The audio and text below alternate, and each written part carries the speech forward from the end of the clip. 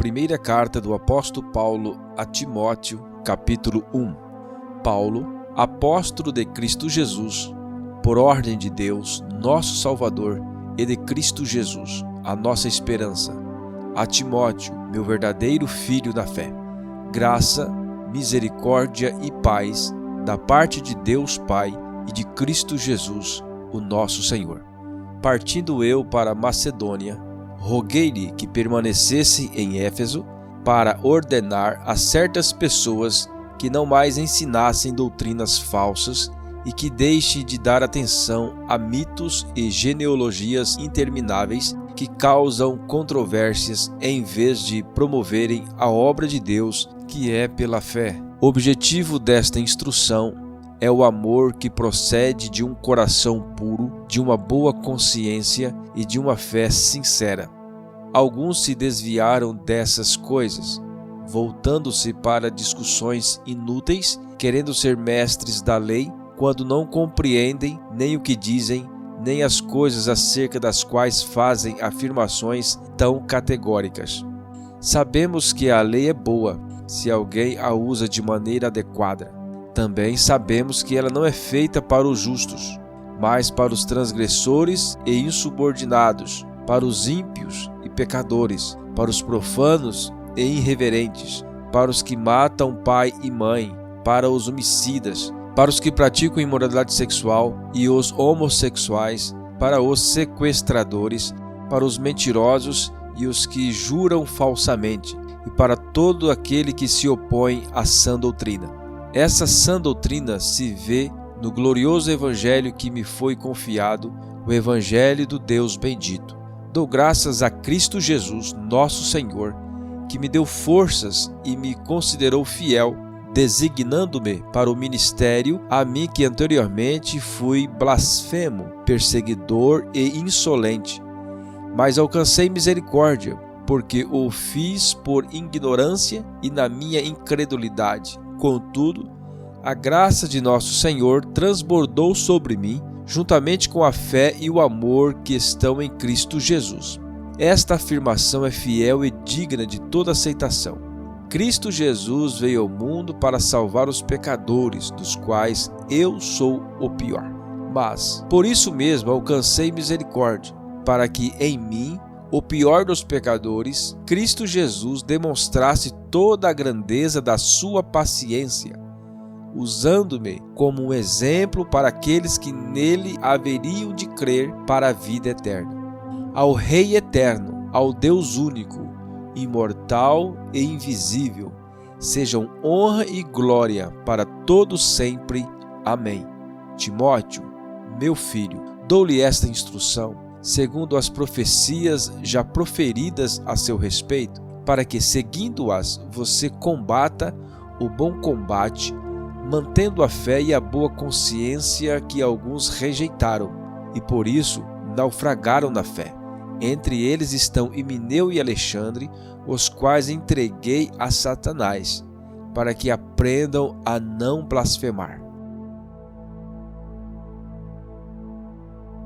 Primeira carta do apóstolo Paulo a Timóteo, capítulo 2.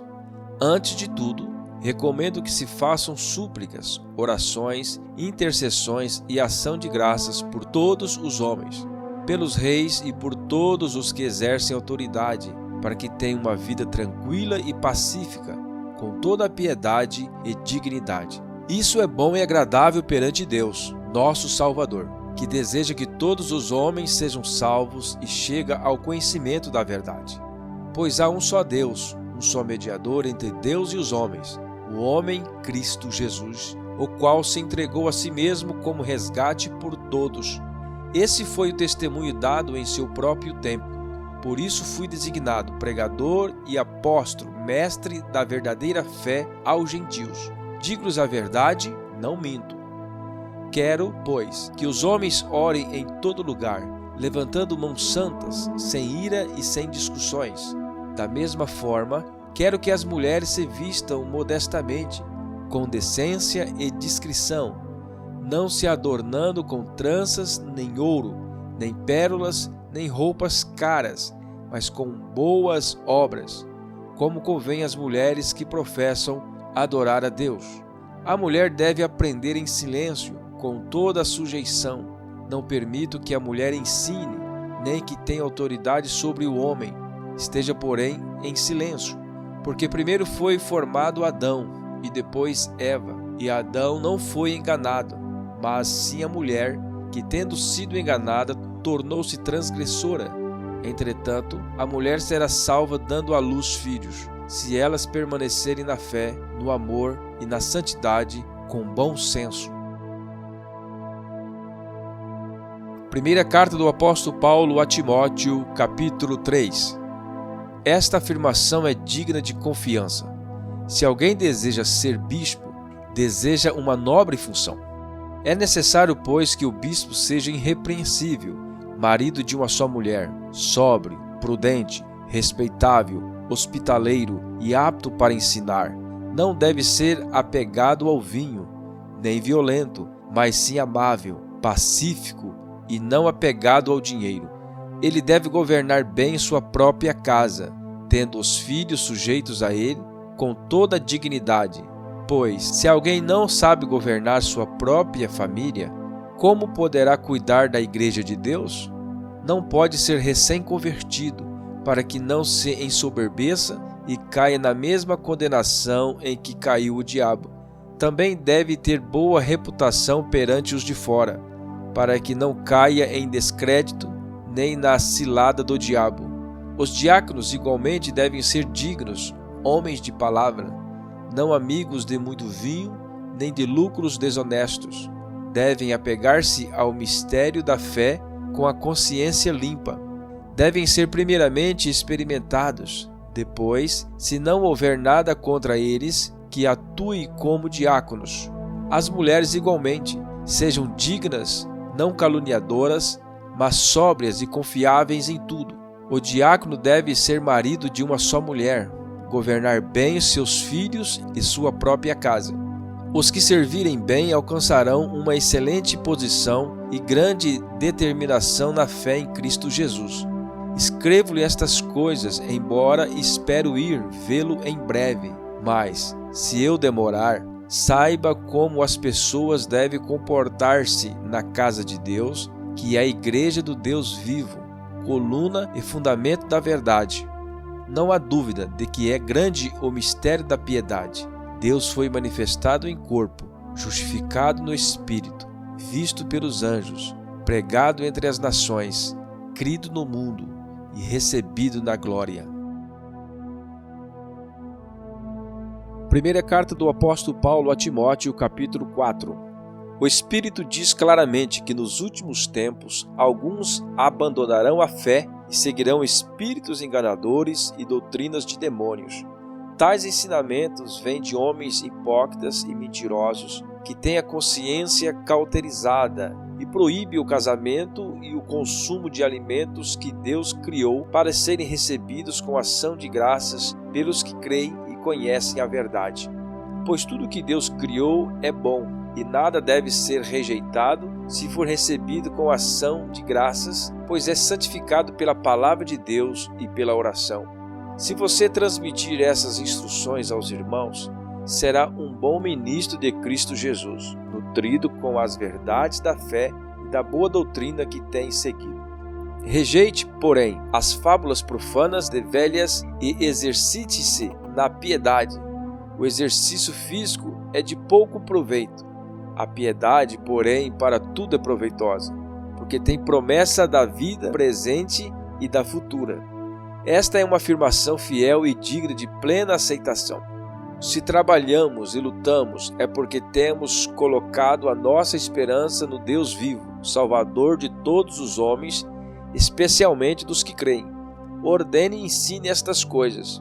Ninguém o despreze pelo fato de você ser jovem, mas seja um exemplo para os fiéis na palavra, no procedimento, no amor, na fé e na pureza. Até a minha chegada, dedique-se à leitura pública da Escritura, à exortação e ao ensino. Não negligencie o dom que lhe foi dado por mensagem profética, com a imposição de mãos dos presbíteros.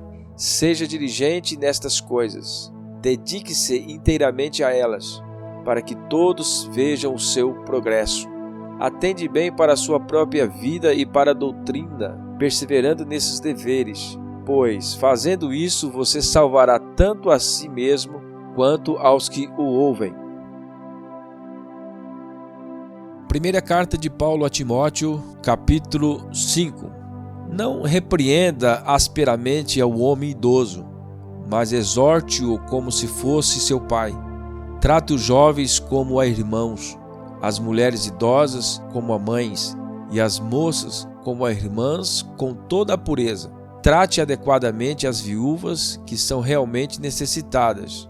Mas se uma viúva tem filhos ou netos, que estes aprendam primeiramente a colocar a sua religião em prática, cuidando de sua própria família e retribuindo o bem recebido de seus pais e avós, pois isso agrada a Deus. A viúva realmente necessitada e desamparada põe sua esperança em Deus e persiste dia e noite em oração e em súplica. Mas a que vive para os prazeres, ainda que esteja viúva, está morta. Ordene estas coisas para que sejam irrepreensíveis. Se alguém não cuida de seus parentes, e especialmente dos da sua própria família, negou a fé e é pior que um descrente. Nenhuma mulher deve ser inscrita na lista de viúvas, a não ser que tenha mais de 60 anos de idade, tenha sido fiel ao seu marido e seja bem conhecida por suas boas obras, tais como criar filhos, ser hospitaleira, lavar os pés dos santos, socorrer os atribulados e dedicar-se a todo tipo de boa obra. Não inclua nesta lista as viúvas mais jovens, pois quando seus desejos sensuais superam a sua dedicação a Cristo, querem se casar. Assim elas trazem condenação sobre si, por haverem rompido o seu primeiro compromisso. Além disso, aprendem a ficar ociosas, andando de casa em casa, e não se tornam apenas ociosas, mas também fofoqueiras e indiscretas, falando coisas que não devem. Portanto, aconselho que as viúvas mais jovens se casem, tenham filhos, administre suas casas e não dê ao inimigo nenhum motivo para maledicência. Algumas, na verdade, já se desviaram para seguir a Satanás. Se alguma mulher crente tem viúvas em sua família, deve ajudá-las. Não seja a igreja sobrecarregada com elas, a fim de que as viúvas realmente necessitadas sejam auxiliadas. Os presbíteros que lideram bem a igreja são dignos de dupla honra, especialmente aqueles cujo trabalho é a pregação e o ensino, pois a Escritura diz: não amordece o boi enquanto está debulhando o cereal, e o trabalhador merece o seu salário. Não aceite acusação contra um presbítero, se não for apoiada por 2 ou 3 testemunhas. Os que pecarem deverão ser repreendidos em público, para que os demais também temam. Eu o exorto solenemente, diante de Deus, de Cristo Jesus e dos anjos eleitos, a que procure observar estas instruções sem parcialidade, e não faça nada por favoritismo. Não se precipite em impor as mãos sobre ninguém e não participe dos pecados dos outros. Conserve-se puro. Não continue a beber somente água. Tome também um pouco de vinho por causa do seu estômago e das suas frequentes enfermidades. Os pecados de alguns são evidentes, mesmo antes de serem submetidos a julgamento, enquanto que os pecados de outros se manifestam posteriormente. Da mesma forma, as boas obras são evidentes, e as que não são, não podem permanecer ocultas. Primeira carta do apóstolo Paulo a Timóteo, capítulo 6. Todos os que estão sobre o jugo da escravidão devem considerar seus senhores como digno de todo o respeito, para que o nome de Deus e o nosso ensino não sejam blasfemados. Os que têm senhores crentes não devem ter por eles menos respeito, pelo fato de serem irmãos. Pelo contrário, deve servi-los ainda melhor, porque os que se beneficiam do seu serviço são fiéis e amados. Ensine e recomende essas coisas. Se alguém ensina falsas doutrinas e não concorda com a sã doutrina de nosso Senhor Jesus Cristo e com o ensino que é segundo a piedade, é orgulhoso e nada entende. Esse tal mostra um interesse doentio por controvérsias e contendas acerca de palavras, que resultam em inveja, brigas, difamações, suspeitas malignas e atritos constantes entre pessoas que têm a mente corrompida e que são privados da verdade, os quais pensam que a piedade é fonte de lucro. De fato, a piedade com contentamento é grande fonte de lucro, pois nada trouxemos para este mundo e dele nada podemos levar. Por isso, tendo o que comer e com o que vestir-nos, estejamos com isso satisfeitos. Os que querem ficar ricos caem em tentação, em armadilhas e em muitos desejos descontrolados e nocivos, que levam os homens a mergulharem-se na ruína e na destruição, pois o amor ao dinheiro é a raiz de todos os males. Algumas pessoas, por cobiçarem o dinheiro, desviaram-se da fé e se atormentaram a si mesmas com muitos sofrimentos. Você, porém, homem de Deus, fuja de tudo isso e busque a justiça, a piedade, a fé, o amor, a perseverança e a mansidão. Combata o bom combate da fé. Tome posse da vida eterna, para a qual você foi chamado, e faz a boa confissão na presença de muitas testemunhas, diante de Deus, que a tudo dá vida, e de Cristo Jesus, que diante de Pôncio Pilatos fez a boa confissão, e eu lhes recomendo. Guarde este mandamento imaculado, irrepreensível, até a manifestação de nosso Senhor Jesus Cristo, a qual Deus fará se cumprir no seu devido tempo. Ele é o bendito e único soberano, o Rei dos reis e Senhor dos senhores, o único que é imortal e habita em luz inacessível, a quem ninguém viu nem pode ver. A ele sejam honra e poder para sempre. Amém. Ordene aos que são ricos no presente mundo que não sejam arrogantes e nem ponham a sua esperança na incerteza da riqueza, mas em Deus, que de tudo nos provê e ricamente para nossa santificação. Ordene-lhes que pratiquem o bem, sejam ricos em boas obras, generosos e prontos para repartir. Dessa forma, eles acumularão um tesouro para si mesmos, um firme fundamento para a era que há de vir, e assim alcançarão a verdadeira vida. Timóteo, guarde o que lhe foi confiado. Evite as conversas inúteis e profanas e as ideias contraditórias do que é falsamente chamado conhecimento. Professando-o, alguns desviaram da fé. A graça seja com você.